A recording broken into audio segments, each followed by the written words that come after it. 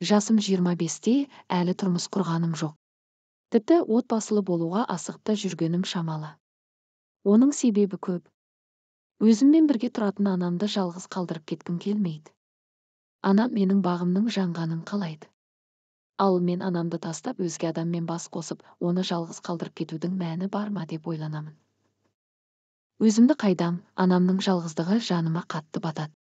Бір жасымда, енді ғана жүре бастағанымда анам мен әкем айырылысып кетіпті. Ал ес біле бастаған сәтте әкемнің үйге келіп талай рет анама қол жұмсап, айтпағанды айтып, түнгі ұйқымыздың шырқын бұзып кететін сәттері есімде қалған. Тіпті бір күні сақырлаған сары аязда келді де, үйдегі ыдыс-аяқтың барлығын қиратып, үйдің терезелерінің барлығын шағып кетті. Қазақстанның егемендікті енді ғана алып, мұғалімдердің жалақысы кешігіп берілетін кез болатын. Ұстаз болып жұмыс жасайтын анам сол қыста терезеге әйнек сала алмай, бір қыс бойы жастық пен жылы көрпені терезеге қағып жазға әрең жеткен едік. Анамның тағдырдан тартқан тауқыметін бірге көріп келе жатқан қызы ретінде маған оны тұрмысқа шығып, жалғыз қалдырып кету сатқындық секілді көрінеді. Бүгінгі таңда әкемнің өз шаңырағы бар. Ал анам ағаларым мен мені өсіп жетілдіру үшін бар өмірін сарп етті. Анамның айтуынша, әкем екеуінің шаңырақтарының шайқалуына әкемнің көрсеғзарлығы, жанұя жағдайынан гөрі қыдырғанды құп көретіндігі себеп болған. Әкемнің бүгінгі күндегі жағдайы тым жақсы, ауқатты тұрады десе де болғандай. Біздің балалық шақтағы суықта қалған кездеріміз бен бақытсыз күндерімізді жуып шайғысы келетіндей ыңғай танытып, зәулім үйіне шақырды. Үйінің ішіндегі төрдегі бөлмені нұсқап, мына бөлмені маған арнап жасақтағанын айтты. Заманауи жастарға қажеттінің барлығы бар деп мақтанып қояды. Мен анаммен бірге тұратынымды айттым да шығып кеттім. Ақ сүт беріп емізген, өсірген ананы әкенің байлығына сатып кету санама сыйымсыз секілді көрінді. Оның үстіне әкемнің көкірегінде анама деген кек бар секілді. Сол кекті балаларын өз қолына алып қайтарғысы келетіндей көрінді. Ағаларымды сөкпеймін. Ол бала әкенің ізбасары ғой, олар әкеммен және оның жаңадан көтерген шаңырағымен бірге тұруға келісті. Есесіне ағаларым мықты оқу орнын бітіріп, жақсы жерге қызметке тұрды.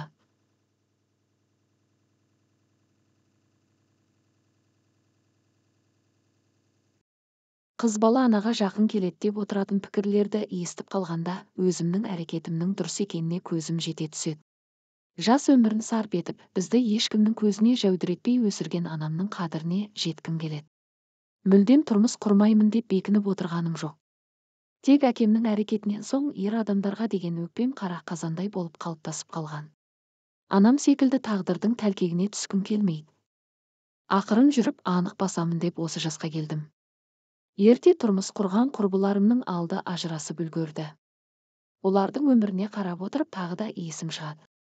Мен өз шаңырағымды берік әрі мығым етіп құрғым келеді. Өмірге әкелген сәбиімнің ананың ғана емес әкенің мейіріміне де бөленгенін қалаймын. Бала үшін әкенің жөні бөлек. Бала кездің өзінде кез келген балалармен тіл табыса қоймайтынмын. Менің әкем хайуанаттар бағына апарды, аквапаркке бардық, содан соң әкем әдемі көйлек алып берді деген мақтаншақ сөздер жанымда жабырқататын. Сол үшін әкесі бар қыздармен ойнамайтынмын. Дос болғанда да әкесі жоқ, әкесінің әрекетін айтып мақтанбайтын қыздарды таңдап жүріп дос болушы едім. Мұғалімнің айлығы шайлығына жетпей жатады ғой.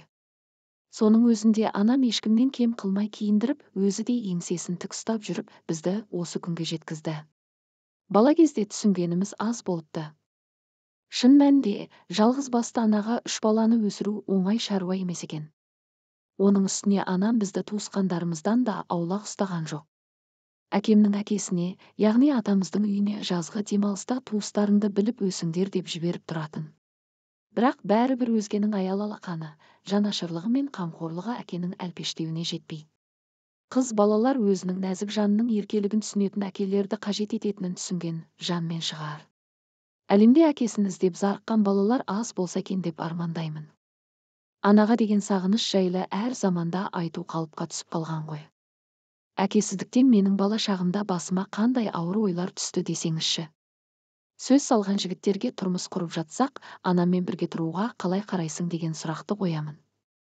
Бұл сұрақ көбінің көңілінен шықпады. Осылай өмірім өтіп жатыр.